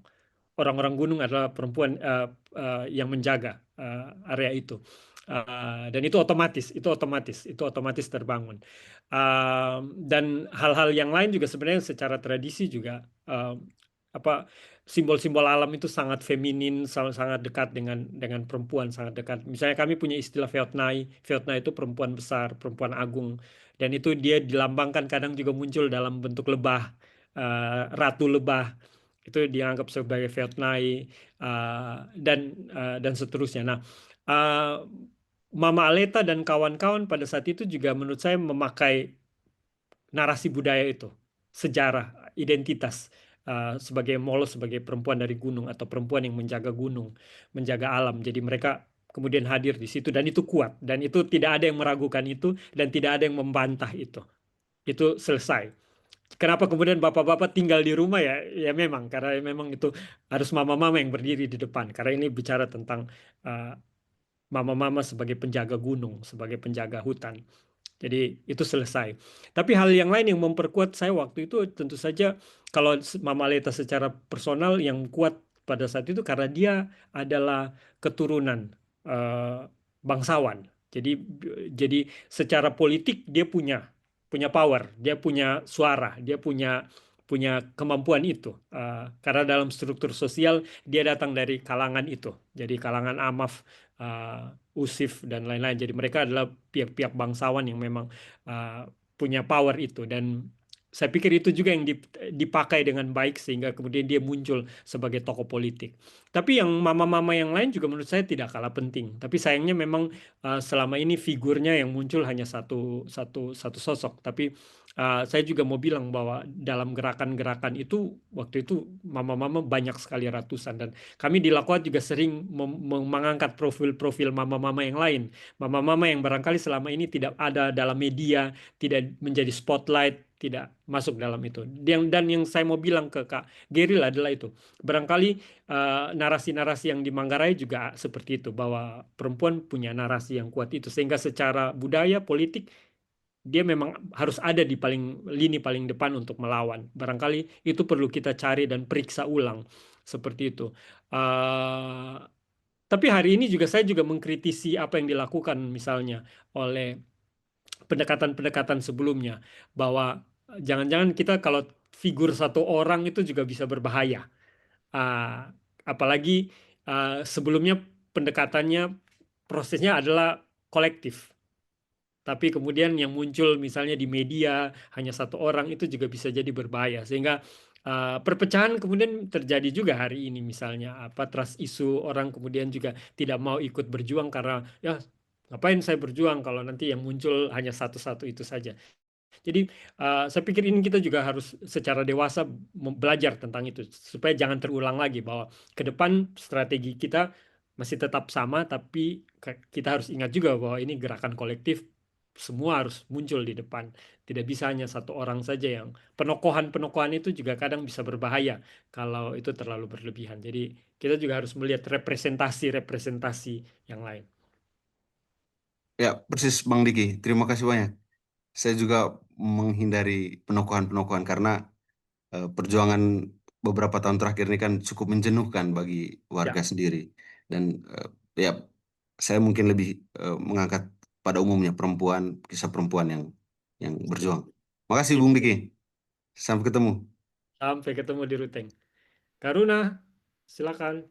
Terima kasih Mas Geril ya. Sorry juga dari aku tadi sempat ketendang dari Zoom nih, Mas Diki dan teman-teman. Ini BTW masih ada yang tadi raise hand dari siapa nih? Mbak, siapa yang tadi raise hand ya? Apakah jadi bertanya Tadi sebelum Mbak dilanjut? Alia sudah, Mbak Alia tadi sudah. Pak Alia udah. Oke, kalau memang tidak ada, izin dilanjutkan untuk pertanyaan yang ada di kolom chat ya, yang tadi dari Mbak Dwi Aputri ya. Di Kalimantan Barat, tanah gambut menyimpan kehidupan sekaligus luka. Kemudian pangan lokal adalah bahasa yang menautkan manusia dengan bumi. Nah, menurut kakak, bagaimana narasi tentang pangan itu bisa menumbuhkan kesadaran ekologis, menjadi ruang perlawanan terhadap lupa dan ruang pulang bagi manusia untuk kembali pada tanahnya? Karena kebanyakan daerah tertua itu sudah mulai sepuh dan kebanyakannya juga seperti selalu ada transfer pengetahuan yang seperti les atau kurang. Monggo Hmm. dijawab, Mas Diki. Ya, ya, saya mungkin mencoba menjawab secara umum saja karena saya percaya bahwa dalam konteks tempat, apalagi di Kalimantan, pasti lapisan-lapisan persoalannya banyak, faktor-faktornya banyak. Uh, tapi yang paling penting menurut saya sejak awal, saya percaya bahwa di Indonesia itu yang kita kekurangan situ sebenarnya adalah ruang partisipasi. Banyak banyak ruang budaya kita kan hilang. Festival-festival adat, bahkan bukan hanya ritual dan festival atau pesta panen misalnya, bahkan ruang untuk masuk ke dalam hutan itu pun kan tidak ada lagi. Sementara hutan kan atau sistem pangan itu sesuatu yang sakral, sesuatu yang personal, sesuatu yang kolektif, sesuatu yang jadi bagian dari rutinitas sehari-hari. Tapi misalnya kita tidak punya akses lagi ke hutan karena hutannya sudah jadi kebun sawit, hutannya sudah jadi tambang, atau hutannya sudah jadi hutan lindung atau taman nasional, sehingga tidak ada lagi ruang seperti itu. Kalau tidak ada lagi ruang seperti itu, maka menurut saya yang perlu dilakukan komunitas adalah membangun jalan ke ruang itu. Jadi yang seperti yang kami lakukan. Oke, kami tidak punya akses misalnya ke Gunung Mutis karena hari ini Gunung Mutis sudah jadi taman nasional. Tapi kita bisa membangun jalan menuju ke Gunung Mutis. Jalan-jalan itu yang kreatif yang saya tadi paparkan sejak awal. Uh, Lewat pendekatan sastra, pendekatan gastronomi, pangan, kerja-kerja arsip, kerja-kerja kesenian itu sebenarnya jalan-jalan pelan-pelan yang kita lakukan yang arahnya nanti ke sana. Arahnya merebut kembali ruang itu. Tentu saja merebut kembali tidak bisa cepat. Kita perlu mengumpulkan amunisi, kita perlu mengumpulkan narasi yang banyak, sejarah yang kuat. Karena narasi itu akan jadi tandingan, data-data itu akan jadi tandingan. Saya percaya itu karena banyak kali misalnya masyarakat adat itu kalah di pengadilan ya karena tidak punya catatan sejarah yang otentik atau punya punya dasar yang kuat. Maka balik lagi kerja-kerja arsip dan kerja dokumentasi itu PR besar kita. Ya ayo mari kita lakukan kerja-kerja arsip itu. Kalau orang-orang tuanya sudah hampir meninggal ya bagaimana caranya supaya itu bisa diarsipkan. Multimedia bisa dipakai, film, video, foto, audio, bahkan dari konten-konten TikTok dan lain-lain pun sebenarnya itu kerja-kerja arsip juga. Video-video pendek 3 menit, 5 menit yang itu ya siapa lagi yang mau melakukan kalau bukan kita hari ini. Um, Terkait tadi ada sempat menyinggung soal bahasa ya, saya juga ini juga kerja yang kami lakukan. Ternyata di Molo kosakata-kosakata itu ya terkait dengan ekologi, bahasa itu terkait dengan ekologi dan terkait dengan pangan. Jadi ketika ekologinya tidak ada atau hilang atau pangannya hilang, maka bahasanya juga hilang. Misalnya kosakata-kosakata kami itu banyak terkait dengan tanaman pangan. Kami punya satu kosakata yang selalu saya ingat dan menarik itu misalnya Mainiktun Sufa, dingin bunga turis. Jadi ketika bunga kacang turis itu berbunga itu tandanya musim dingin sudah datang. Nah, itu terminologi atau frase atau kata yang menarik sebenarnya. Tapi karena kacang itu kita tidak tanam, kacang itu ada di hutan, hutan kita tidak punya akses lagi ke hutan, kita tidak makan lagi kacang itu. Kemudian kosakata itu jadi hilang. Kita tidak menyebutkan lagi karena kita tidak lihat lagi kacang itu berbunga, sehingga kita tidak bilang mainik twin sufa, dingin bunga turis. Pohon turis berbunga ketika pohon kacang turi berbunga ketika musim dingin datang. Tapi karena kita tidak konsumsi lagi, kita tidak makan lagi, kita tidak tanam lagi kacang itu, kita tidak punya koneksi lagi dengan kosakata atau bahasa itu sendiri. Jadi tingkat tingkat kehilangan atau kerusakan udah sampai di titik itu kawan-kawan. Jadi yuk mari kita bikin apa yang bisa kita lakukan, dan kerja arsip dokumentasi menurut saya salah satu yang paling bisa kita lakukan. Kita bisa menulis, kita bisa mencatat. Segampang ini HP kita, ada orang tua lagi ngomong kita rekam, itu kerja arsip yang itu akan jadi data yang penting suatu saat. Nanti setelah itu arsipnya kita tulis ulang, kita transkrip, kita bikin apa ya terserah, tapi merekam, mendokumentasikan pengetahuan-pengetahuan itu harus dilakukan segera. Terima kasih. Oke, semoga tadi udah terjawab ya pertanyaannya untuk Mbak Dwi. Reminder juga mungkin untuk kita yang sering moto-moto mendokumentasikan segala hal, Ya, pasti banyak manfaatnya ternyata ya Mas itu ya. ada manfaatnya. Itu ada manfaatnya. Saya percaya itu. Tapi bukan foto selfie ya, tentu saja ya. Oke, nah ini dari Mbak Chandriva nih tadi juga resen dan aku lihat juga sempat nanya ya di kolom komentar. Mungkin boleh langsung Mbak Chandriva mau open cam juga boleh biar nanti bisa masuk dokum.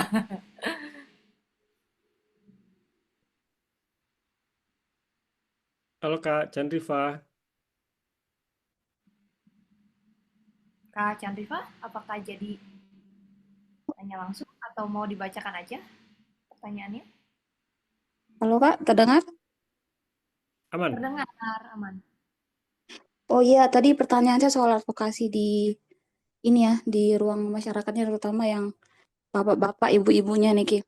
Kan kemarin tuh pernah ada advokasi di sini di Mataram, NTB, cuman kewalahan kami masalah pengarsipan itu tuh di masyarakatnya yang nggak bisa diajak komunikasinya nggak sampai gitu untuk kolaborasi untuk pemenuhan data dan lain-lain. Jadi kasusnya juga kalah di pengadilan dan lain-lain.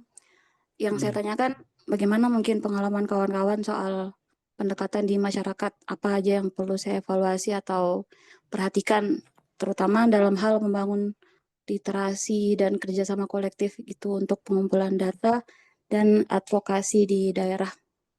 Kalau praktik saya waktu itu daerah pesisir kebetulan, sekarang juga ada di pesisir HUU Dompu, di daerah itu juga udah ada masuk tambang. Jadi sekarang saya mulai ikut kelas-kelas pengarsipan, advokasi gender, advokasi di masyarakat lokalnya. Cuman di secara praktiknya itu saya kebingungan gitu untuk istilahnya pengaplikasian ilmunya. Terima kasih. Oke. Ini hal yang menarik dari Kak Chandriva tadi, dan itu juga yang sedang dikerjakan oleh kawan-kawan di sana.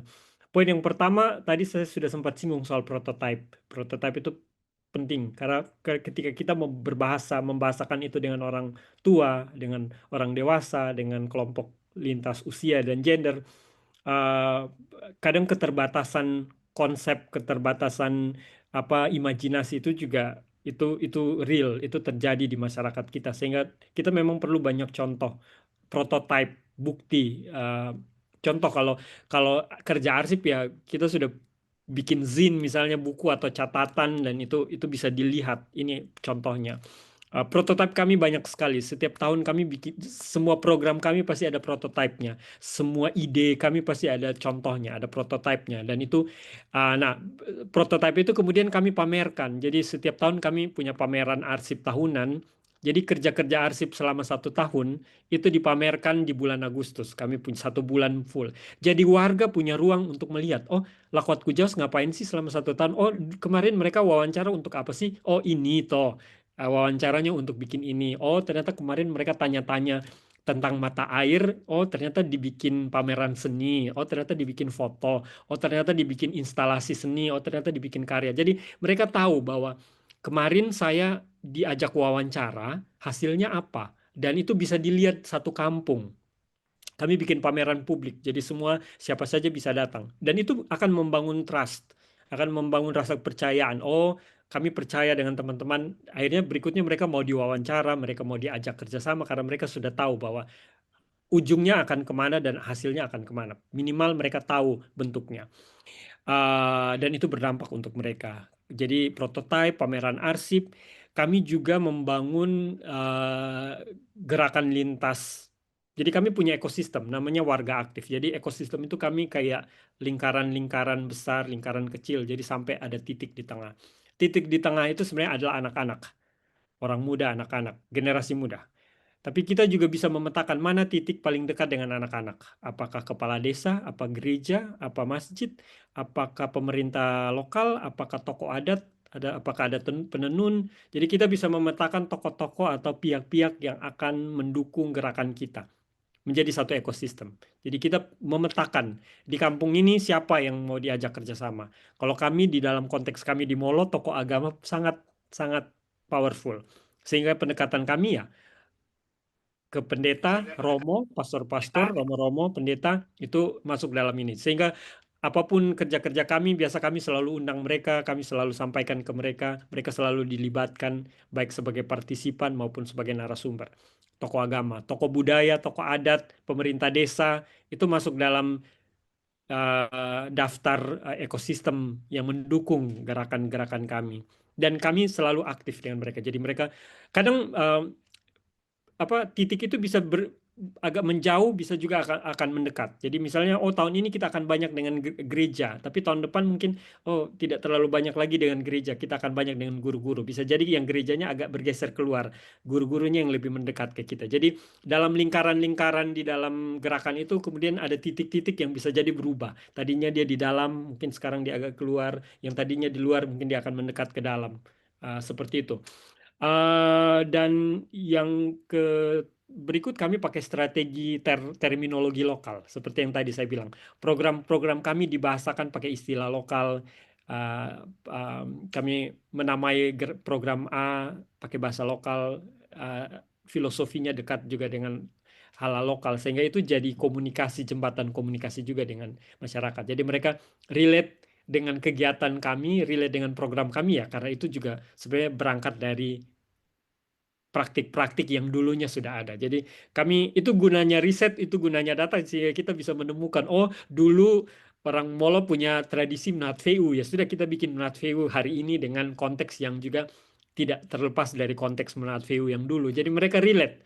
Mereka paham Menat VU bukan satu program tur gastronomi. Mereka tidak paham tur gastronomi itunya, tapi lebih paham Menat VU sebagai cara merespon musim panen misalnya. Jadi bisa nyambung. Kita juga dengan visi dan pemikiran kita tentang gerakan advokasi dan bla bla bla, tapi masyarakat juga relevan relate dengan itu karena terminologinya sama, bahasanya sama. Saya pikir itu beberapa strategi yang mungkin kawan-kawan bisa pakai untuk bagian dari advokasi sehingga sesuatu itu bisa terakumulasi, bisa membangun ruang bersama dengan pihak-pihak yang lain. Semoga itu menjawab buat kakak dan Rifa dari Mataram tadi. Terima kasih. Ada Kak Artini dari Magelang. Oke, Mas Diki, maaf karena ini Oh, keterbatasan waktu ya, oh kebetulan ya, pertanyaannya masih ada 3 sebetulnya, tapi ini izin aku mungkin pilih satu pertanyaan terakhir ya, Mas, gitu oke.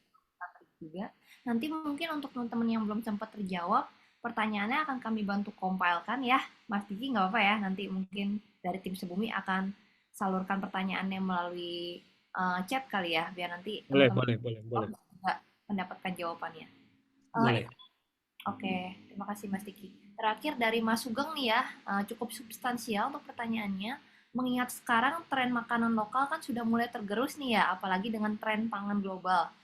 Ya, akibat masifnya informasi dari media lah, DLL segala macam. Menurut Hmm. tadi bagaimana? Apakah baik menggabungkan tren pangan global dengan bahan-bahan lokal seperti membuat mie dari tepung sorghum, selai dari vanili ataupun bobo lokal?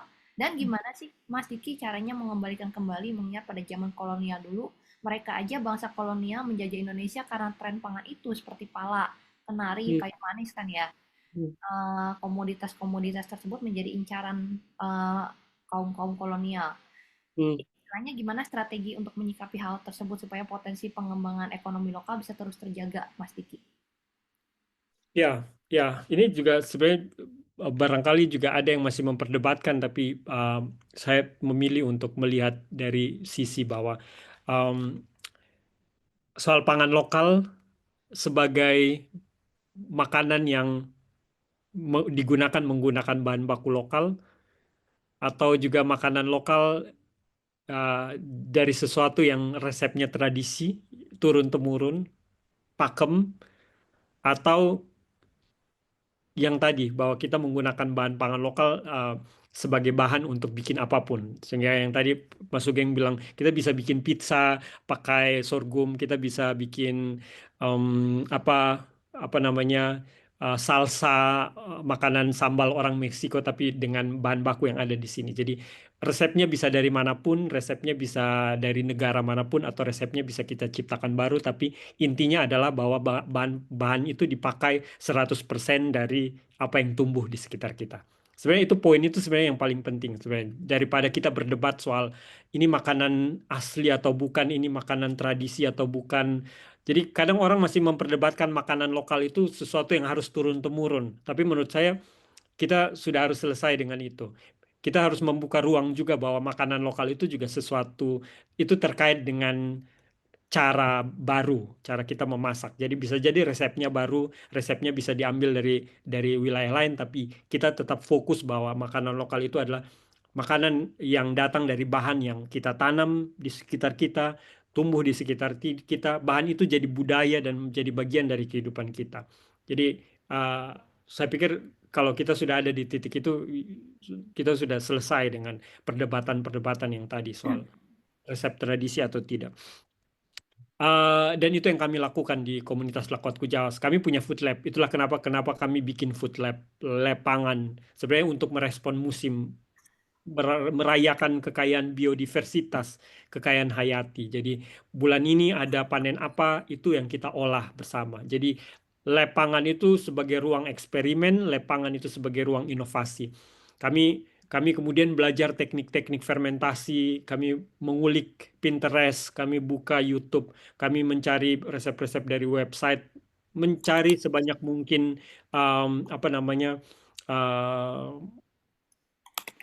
inovasi atau hal-hal baru yang datang dari luar dan kita memanfaatkan potensi lokal yang ada. Jadi itu yang kami lakukan dan itu positif sekali diterima karena kami banyak bergiat dengan anak-anak, kami banyak bergiat dengan orang muda yang mana mereka sudah dekat dengan teknologi, dengan apapun hari ini mereka buka Pinterest dan mereka bisa mencari inspirasi baru. Tapi intinya mereka ini. Sehingga yang di Lakot Kujawas itu food lab itu kami sangat kaya sekali. Jadi setiap kami bertemu 1 minggu, 1 bulan 2 kali, 1 minggu sekali, 2 minggu sekali.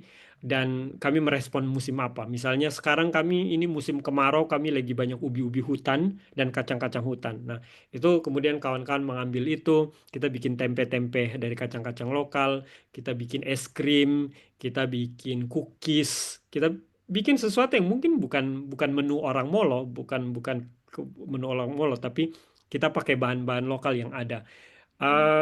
Itu resep-resep lokal akhirnya dicatat. Jadi kami punya resep tradisi, kami punya buku-buku yang menulis resep tradisi, kami juga punya buku-buku yang resep-resep baru yang diciptakan hasil eksperimen dari mama-mama, bapak-bapak, dan juga anak-anak muda yang ada di komunitas. Dan kemudian kami bikin itu jadi model ekonomi kreatif yang tur gastronomi tadi, Matveu tadi.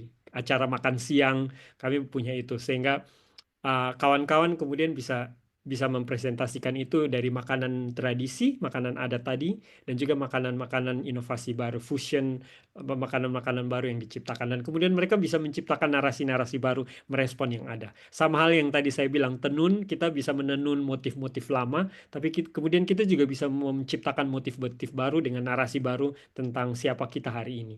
Begitupun juga makanan. Itu yang dilakukan oleh kawan-kawan. Dan yang terjadi adalah responnya positif. Kami bikin model social enterprise ini, kami model koperasi. Setiap bulan kami membuka ruang untuk orang datang reservasi dan membayar dan makan. Dan itu kemudian jadi model ekonomi kreatif yang baru. Dan juga sekaligus jadi metode kampanye juga bagi kawan-kawan. Kalau kawan-kawan melihat Instagram kami, mungkin jawabannya, kalau saya omong mungkin agak sulit dibayangkan, Mas Sugeng bisa lihat di @lakwat_kujawas di Instagram. Itu kerja-kerja yang kami lakukan, strategi kampanye, advokasi, sehingga makanan lokal itu kemudian bisa diterima oleh orang lokal ataupun juga kawan-kawan dari luar, karena ada pendekatan-pendekatan baru, strategi penceritaan yang baru, dan menggunakan multimedia tentu saja membuat dia jadi lebih kreatif, pendekatan seni.